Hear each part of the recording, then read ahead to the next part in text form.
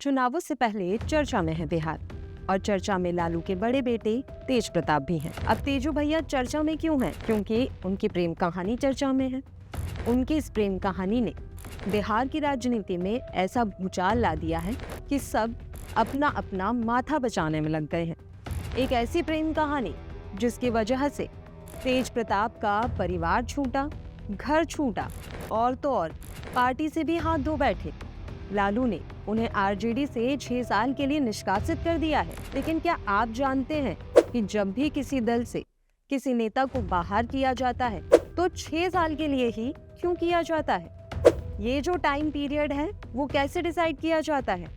तो चलिए आज इसके पीछे का कारण मैं आपको बताती हूँ। तो सबसे पहले इस बात को समझ लीजिए कि ये टाइम पीरियड यूं ही तय नहीं हो जाता, बल्कि इसके पीछे एक संवैधानिक और ऐतिहासिक वजह है। इसके पीछे लोकतंत्र और चुनाव कारण है। ये concept representative of the people act 1951 से आया। इस एक्ट की धारा 8(3) में ये लिखा है कि अगर किसी जनप्रतिनिधि को 2 साल या उससे ज्यादा की सजा होती है तो वो 6 साल तक चुनाव लड़ने के लिए अयोग्य माना जाएगा। इसका मतलब ये हुआ कि अगर किसी को कोर्ट से 2 साल की सजा मिलती है तो वो सजा पूरी होने के बाद भी 6 साल तक चुनाव नहीं लड़ सकता। पार्टियां इसी आधार पर नैतिक और राजनीतिक अनुशासन लागू करने के लिए नेताओं को 6 साल के लिए पार्टी से बाहर का रास्ता दिखाती हैं। अब दूसरी बात समझिए, राजनीतिक दलों के जो नियम कायदे होते हैं उसमें लगभग सभी ने निष्कासन का वक्त 6 साल ही कर रखा है। इसके पीछे इलेक्शन की टाइमिंग है। लोकसभा चुनाव हो या फिर विधानसभा चुनाव, हर 5 साल में होते हैं। तो ऐसे में 6 साल का निष्कासन तय करने से पार्टी ये ध्यान रखती है कि एक पूरा चुनावी चक्र बीत जाए। ऐसा करने से नेता का जनता के बीच प्रभाव कमजोर हो जाता है और वो उस साल तो चुनाव में भाग नहीं ले पाता। अब चुनाव में नहीं जा पाए तो नेता को ये एहसास होता है कि उसने कोई गलती की है। अब अगर 6 साल से कम का समय रखा होता तो क्या होता?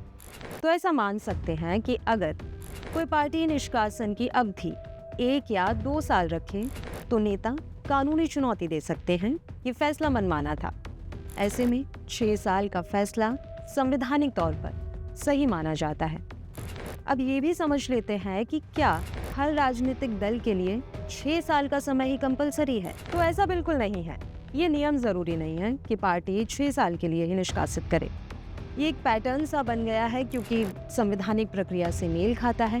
कुछ पार्टियां अपने संविधान के हिसाब से 3 साल या स्थायी निष्कासन भी करती हैं।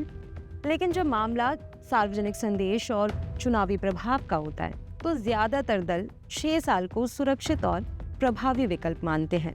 अब आखिरी में ये भी समझ लीजिए कि पार्टियां आखिर कूलिंग ऑफ का रास्ता क्यों चुनती हैं।